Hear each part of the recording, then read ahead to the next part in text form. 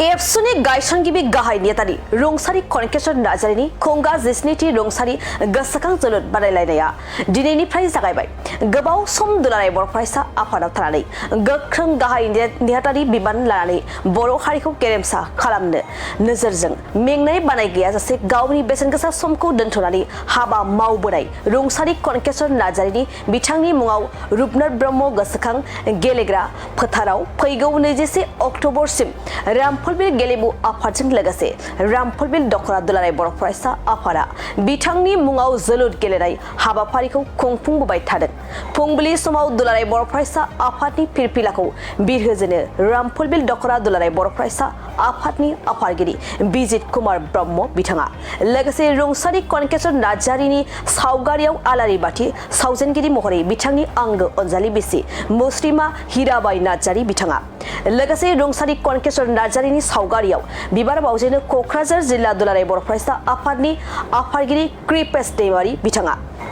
बेजोंनो लोगोसे फुंबिलि समावनो फोथार बेखेवगिरि महरै बेखेवना होयो मिरु इउपिपिएल राजखान्थि दोलोनि लाइमोन गांखंनि फुकन लाहारी बिथाङा रामफलबिल गेलेमु आफादनि आफादगिरि बिजित कुमार नार्जारि बिथाङा खौरांनि गेजेरजों फोरमायना होदोंदि दिनैनि गिबि खेलाया 1 रिंगानिफ्रायनो जागायगोन आरो गिबि खेलाया जागायगोन भुटान आरो खोरोमदाव क्लाबनि गेजेराव होननानै फोरमायदों। नंगौ मोनसे समनि दुलाराय बर' फरायसा आफादनि गायसनगिरि गाहाय नेहाथारि रुंसारि कन'क नार्जारिनि मुसुखायाव सावगारियाव बिबार बावजेननो थाखाय रामफलबिल दख'रा दुलाराय बर' फरायसा आफादा हांख्रायनाय लेखा जोङो क'क्राझार जिल्ला एबसुनिफ्राय जोङो दिनै बाहागो लाफैदों आरो दिनै बे रुंसारि गोसोखां जे 17थि जे जोलुर बादायलायनाय हाबाफारि बेखौ दिनै राजानि गेजेरजों दिनैनिफ्राय बानजायनो थाखाय बा जागायजेननाय हाबाफारि बे समाव फुंबिलिनि हाबाफारियाव जोङो क'क्राझार जिल्ला एबसुनिफ्राय जोङो बेवहाय बाहागो लाफैदों आरो जोंखौ खावलायनाय बायदि जोङो कन'क नार्जारिनि जे सावगारियाव जोङो बिबार बावनाय हाबाफारिखौ जोङो फोजोबबाय आरो दिनै जों बेखौनो बुंनांगोन जे बै समाव जे दुलाराय बर' फरायसा आफाद बेखौ जोनोम होनो थाखाय जे बिथांमोनहा बर' हारिनि जे थांनाय थैनाय बाथ्राफोरखौ लानानै बै समावनो जे गोसोखांजेननाय दुलाराय बर' फरायसा आफादखौ जोनोम होनांगौ आरो बिनिनो गाहाय नेहाथारि गायसनगिरि आरो जों अराय सम जोङो बिथांमोनखौ जोङो गोसोखांनांगोन आरो जोङो आसा खालामदों दिनै बिथांमोनहा जोंनि गेजेराव गैलिया आरो सोरगोआव थानानै जोंखौ अराय सम बर' हारिनि थाखाय खामानि मावनो थाखाय जोंखौ हेफाजाब होगोन जों अराय जोङो हास्थायगोन आरो दिनै जोङो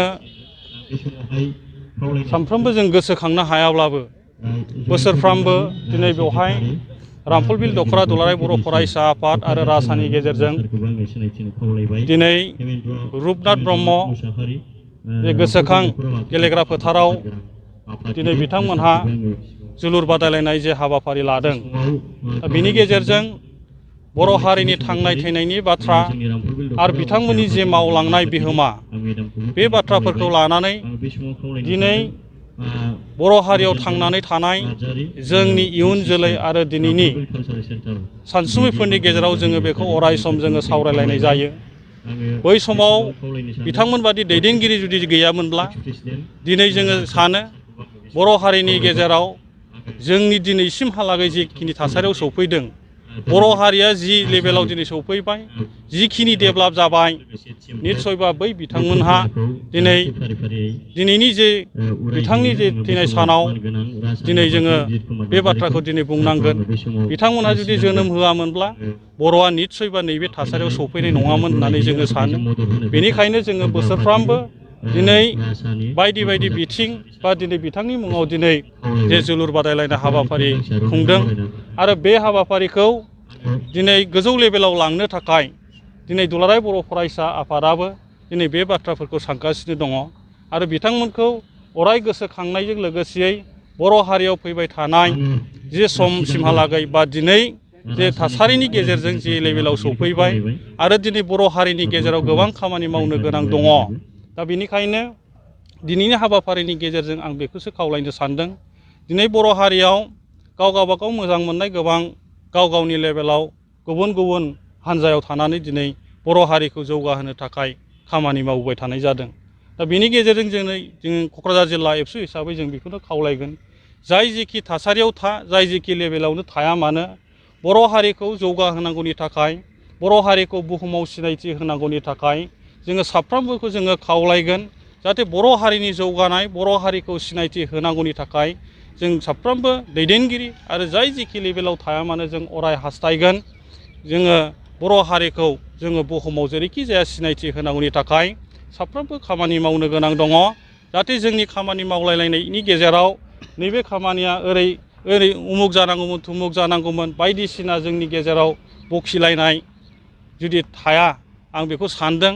मोजांनि बाथ्राफोरखौ साननानै जाहाथे जोङो मोजां खामानि मावनो थाखाय जों अराय जोङो दिनै आवगायबोयो, जोङो बेखौ अराय क'क्राझार जिल्ला एबसु हिसाबै जोङो हास्थायगोन। दा जोंनि गेजेराव जों गोबां नुयो ससियेल मिडियानि गेजेराव दिनैहाय गोबां बखिलायनाय हारिखौ लानानै, सोरबा माबा मोनसे खामानि मावोब्ला सोरबाया मोजां मोना, सोरबा माबा मोनसे खामानि मावोब्ला सोरबाया गाज्रि मोनो। गोबां बेबादि थासारिजों दिनै बर' हारिनि गेजेराव गाव गावनि गेजेराव गोबां गाज्रि मोनलायनाय बे थासारिफ्रा सोमजिनायखौ जोङो नुदों। बेनिखायनो मोजां खामानि मावनायनि सायाव जों बयबो पजिटिभ हिसाबै जोङो साननांगोन। आरो जोंनि दिनै गोबां दुलाराय बर' फरायसा आफादाबो दिनै 13 बोसोर बैसोनि सिंनि जे जोलुर बादायलायनाय हाबाफारि बेखौ दिनै दुलाराय बर' फरायसा आफादा खुंफुंगासिनो दङ। दा दिनैहाय थाइखा जरायाव 10 दुवार्स आनसलिक एबसुनि सिङाव चिरां जिल्लायावहाय दिनै 18 तारिखआव बे फाइनाल बादायलायनाय हाबाफारिया दिनै 18 तारिखआव जानो थांगासिनो दङ।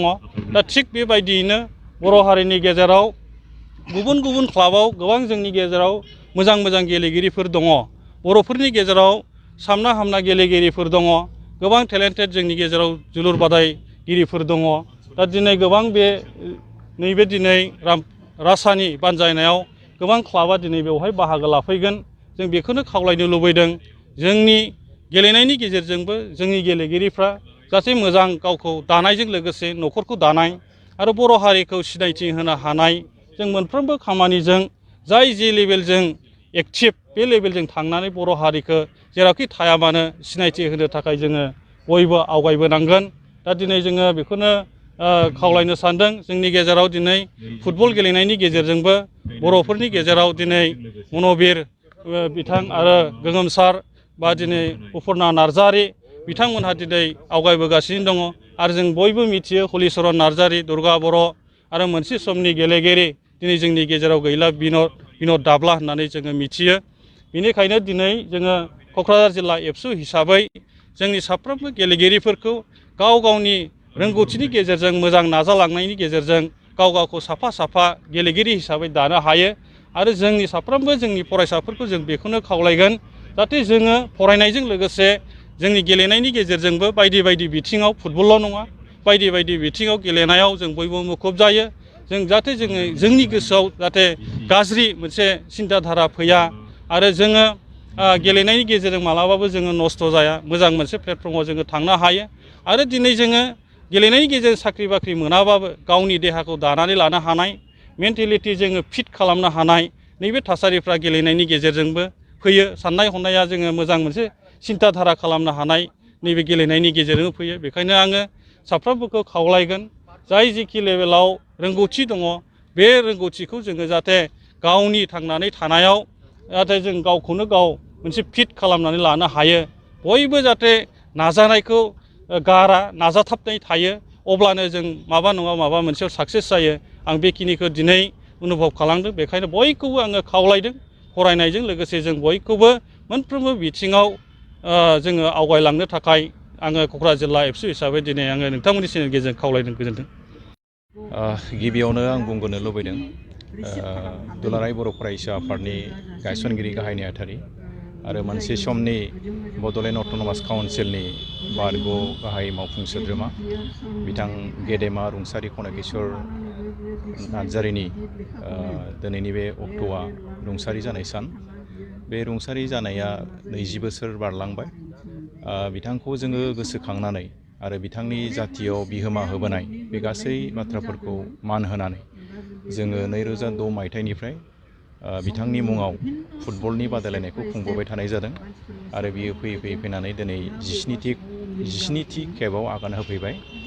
जोबोद गोजोननाय मोन्दों। देग्लाय 2023 मायथाइयावबो जों बेखौ खोब गाजा गोमजायैनो जों बेखौ खुंफुंनो थाखाय साखाफारा जानानै दंबाय थायो आरो बियो जाफुंनायनि लामायाव।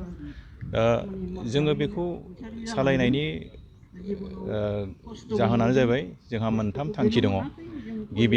गिबि थांखिया जाबाय गेदेमा रुंसारि कन'केश्वर नार्जारि बिथाङा थांनानै थानाय समाव बर' हारिनि थाखाय मावनानै गालांनाय बिहोमा, बे बिहोमाखौ जों गोसोखांबाय थानांगोन, मान होनांगोन आरो बेखौ जोंनि इयुन जोलैयाबो मिथिलांनांगोन। बिनि थाखाय जों बिथांखौ मान बावनानै बिथांनि थैनाय सान बेखौ फालिनायजों लोगोसे बे खेलाखौ बादायहोबोबाय थानाय जादों। नैथियाव गेलेनाया जोंनि दा लाइमोनफोरनि मोनसे नागारनो हायै मोनसे बाहागो जानानै दङ। गेलेनायनि गेजेरजों जिउ राहाबो दानो हायो। गेलेनायनि गेजेरजों गावनि देहा सोलेर गासैखौबो थिग खालामनानै लानो हायो। दा गेलेनायनि गेजेरजोंनो जोंनि लाइमोनफोरखौ गेलेनायनि मुलुगाव जौगालांहोनो थाखाय जोङो गोबां रोखोमनि हाबाफारि लादों आरो बे हाबाफारिनि गेजेराव नैबे कन'केश्वर नार्जारिनि मुङाव जे गेलेहोनाय बादायलायनाय बेबो मोनसे बाहागो। बेनिखायनो जोंनि ओनसोलाव गामियारि ओनसोलनि गामि सिङाव थानाय लाइमोनफोरखौ गेलेनाय फारसे गोसो बोनो आरो बिथांमोनखौ फोथाराव लाबोनानै खेला गेलेनायाव जौगाहोनो थाखाय जों बेखौ बे सिन्थाधाराजों बेखौ खालामनाय जादों। आरो थामथियाव जे गेलेनाया जे जोंनि समाजनि गेजेराव मोनसे गोजोन थासारि लाबोयो, गावजों गाव खौसेथि अनलायनाय लाबोयो, बेखौ नोजोर बोनानै जोङो जोंनि गेजेराव जाहाथे खुनु मोनसे गोनो गोथो बुजिलायनाय गैयालासिनो, गावजों गाव गाज्रि मोनलायनाय, हिंसा हिंसि खालामलायनाय गैयालासिनो जों खौसेयैनो ओनसोलनि थाखाय जौगाखांनायनि खामानि मावलायनो हायो। जोंनि लाइमोनफोरखौ मोजां लेखा फोरोंनाय, मोजां मोनसे लामाजों लांनायनि खामानि मावलायनो हायो। बे नोजोरजोंहाय बे गेलेनाय आयदाखौ जों खालामबोबाय थानाय जादों। बेवहाय दिनै गिबि खेब बादायलायनायाव अपेनिं गेम हिसाबै जोंहा भुटाननि मोनसे टिम दङ। बिथांमोननि टिमजों लोगोसे खोरोमदाव फुटबल क्लाब कालाइगाव, बे मोननै हान्जानि गेजेराव दिनै गिबि खेबनि बादायलायनाया जागोन आरो बे 17थि खेब कन'केश्वर नार्जारि गोसोखां फुटबल बादायलायनायाव गासै जों 8 गुबुन गुबुन फुटबल हान्जाफोरखौ लेंहरनानै बाहागो लाहोनाय जादों।